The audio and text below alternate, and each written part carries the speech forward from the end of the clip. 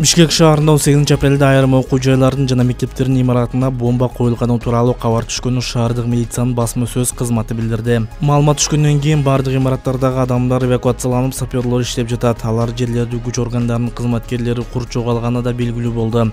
Милиция билдиргендей, кабар номер 67, 90, 63, 51 жана бир катар мектептер боюнча түшкөн. Kaktus медиа басылмасы Борбор Азиядагы Америка университетинин лицейинде, Кыргыз-Орус славян университетинин юридикалык факультетинде жана Рызаков атындагы Кыргыз мамлекеттик техникалык университетинин имаратында да эвакуациялоо иштери жүргөнүн жазды.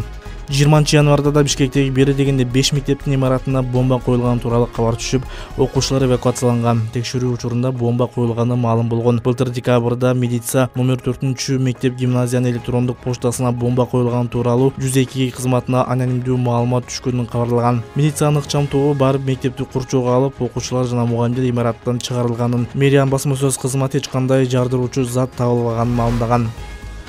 Баткен чегарадагы тургундар курал-жаракты кандай жол менен ала алат? Министрлер кабинетинин төрагасы Акылбек Жапаров Баткен облусунда чегарадагы аймактарда жашаган тургундардын сайлуу аңчылык курал сатып алышын жол жобосун тактаган тескеме чыгарды. 2023 жылдын 1 январынан 31 декабрына чейинки жергиликтүү бийлик менен макулдашуу аркылуу Баткен жана Лелик райондорунда туруктуу жашаган кыргыз жарандарына сайлуу аңчылык курал сатып алууга алардын менчигинде 5 жылдан кем эмес мүнөткө ок атуучу аңчылык сайсыз курал болсун деген талабы жок уруксат берилсин. Ички иштер министрлиги менен жергиликтүү өз алдынча башкаруу органдары ушул тескеменин негизинде зарыл болгон чараларды көрсүн. Тескеменин аткарылышын көзөмөлдөө президенттин администрациясына жүктөлсүн деп жазылган документте. Былтыр октябрда жогорку кеңеште чегарада жашагандардын курал алып жүргөнү тактаган мыйзам долбоорду дароо 3 окууда кабыл алган. Анын алдында июнда парламент чегара ыйгарым укуктары жөнүндөгү мыйзам долбоорун көпчүлүк добуш менен жактырган. Документке ылайык ыйгарым укуктуу жарандарды жылына 2 жолдан кем эмес атайын окуудан, аскердик даярдыктан өткөрүү жана курал берүү каралган.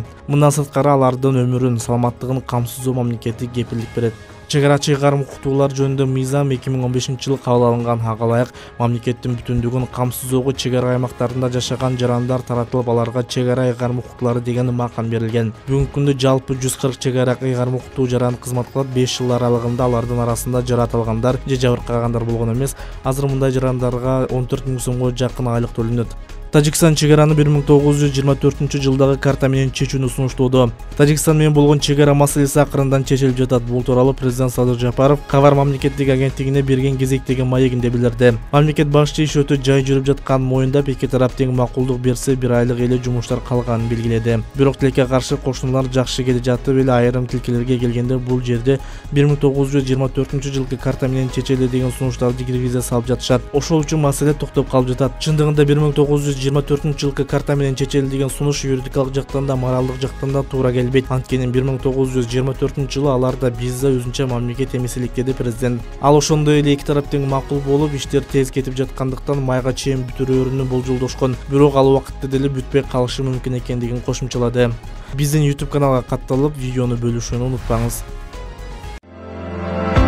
Урматтуу Москва шаарындагы мекендештер, эгерде чегарага кирди чыктыга муктаж болсоңуз же документтин мөөнөтү бүтүп жатса, анда биздин кызматтан пайдалансаңыздар болот. Ар күнү өтө ыңгайлуу, заман талабына жооп берген жаңы автоунaalар Москвадан Казакстандын чегарасына каттоодо. Салону жумшак, бардык шарттары бар унаалар менен көп жылдык тажрыйбасы бар кыргыз жигиттери сиздерге өз убагында көңүлдүү барып келүүңүзгө толук шарт түзүп берип, паспорттарды кара тизмеден акысыз текшерип, кызмат көрсөтүп алып барып келет. Жолдо ар кандай жагдайларда жардам берет. Андыктан 24 саат бою WhatsApp'тан же телефон номер аркылуу кайрылсаңыздар болот. Байланыш номеру +7